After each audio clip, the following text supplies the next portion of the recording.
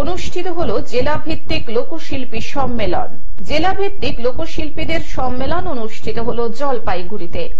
জলপাইগুড়ি শরচন্দ্রদেব রায়কত সাংস্কৃতিক কলা কেন্দ্রে এদিনের এই সম্মেলন অনুষ্ঠিত হয়।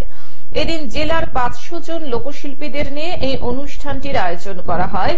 লোক প্রসার প্রকল্পের অন্তর্ভুক্ত লোকশিল্পীদের নিয়ে এই সম্মেলনটি অনুষ্ঠিত হয়।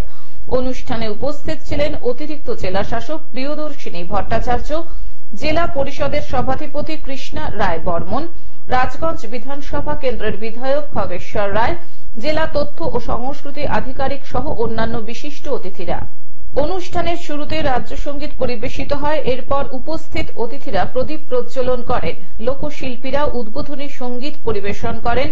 সম্মেলনের পাশাপাশি সরকারি বিভিন্ন প্রকল্প যেমন লক্ষ্মীর ভান্ডার, স্বাস্থ্যসাথী, সবুজ সাথী প্রভৃতি বিষয়ের উপরে কর্মশালাও অনুষ্ঠিত হয়।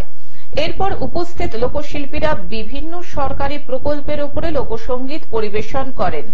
প্রজেক্টরের মাধ্যমে রাজ্য সরকারের বিভিন্ন প্রকল্পগুলি বিস্তারিতভাবে লোকশিল্পীদের সামনে তুলে ধরা হয়। প্রচার কার্য চালাবেন এই প্রকল্পগুলি সম্পর্কে। বিভিন্ন দুয়ারে সরকার সহ অন্যান্য কর্মসূচি আমাদের হবে প্রতি বছর। আমাদের মাননীয় মুখ্যমন্ত্রীর নির্দেশে আমরা সেটা করে থাকি।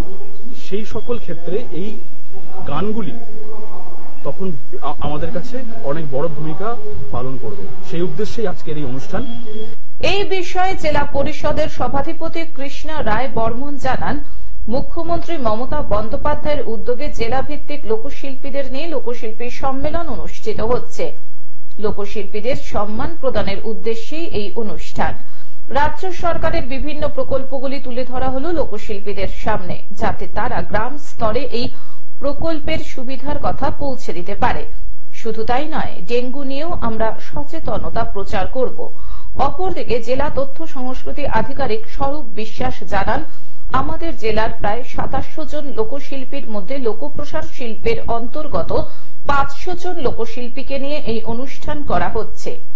নতুন এবং পুরনো সকল লোকশিল্পীকে নিয়েই এই অনুষ্ঠান। পুরনো অভিজ্ঞ লোকশিল্পীদের পাশাপাশি 80 জন নতুন লোকশিল্পীও এই অনুষ্ঠানে উপস্থিত আছে। আজকে এখানটায় আমাদের জেলা ভিত্তিক লোকশিল্পীদের একটা সম্মেলন সভা হলো জলপাইগুড়ি ডিস্ট্রিক্টে। আজকে প্রথম, মানে সারা রাজ্যব্যাপী হচ্ছে, তার মধ্যে আমাদের জলপাইগুড়ি ডিস্ট্রিক্ট প্রথম শুরু করলো। মূলত কি উদ্দেশ্যে এই ধরনের এটার উদ্দেশ্যটা হচ্ছে আমাদের যে দিদি যে প্রকল্প, মাননীয় মুখ্যমন্ত্রীর যে উন্নয়নমূলক প্রকল্প, সেই প্রকল্পগুলো যাতে এই শিল্পীর মাধ্যমে আরো বিস্তারিতভাবে চারপাশে ছড়িয়ে পড়ে এবং সেটা প্রচারে আকারে আমরা সবার মাধ্যমে, নাটকের মাধ্যমে, এখানে গানের মাধ্যমে, কবিতার মাধ্যমে যাতে আমরা আরো বিস্তারিতভাবে প্রচার করতে পারি। জলপাইগুড়ি থেকে সায়ন সেনের রিপোর্ট, গ্লোব নিউজ। এখন থেকে গ্লোব টিভি দেখুন আপনার স্মার্টফোনেও।